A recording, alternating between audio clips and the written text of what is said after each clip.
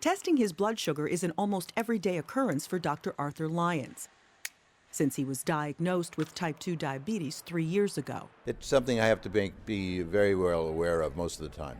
And so may his children, because the disease is said to have genetic components. For the first time, we found a protein that's important, and we found that there are defects of this protein in diabetics.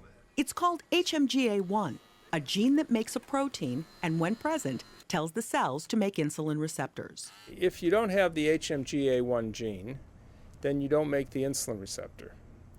And if you don't make the insulin receptor, insulin doesn't work very effectively. Dr. Ira Goldfein from the University of California, San Francisco, and co-authors analyzed DNA from patients with and without type 2 diabetes over a period of several years.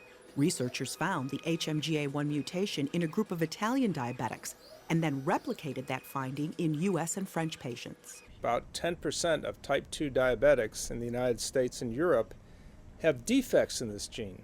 The study appears in this week's JAMA, Journal of the American Medical Association, and researchers say they identified 4 abnormalities in the gene sequence. There's a sort of scrambling of the sequence, which shows that there's a defect at this point in the gene. Researchers also took cells from these patients and in a test tube managed to correct the defect and normalize the cells. We have a screening test now to identify these people and people who are related to them, so we can start treatment and intervention early. Encouraging news for Dr. Lyons' family. I'm sure that it would be very important for them to be aware of the high risk, and I think that this genetic component would be a very, very useful tool.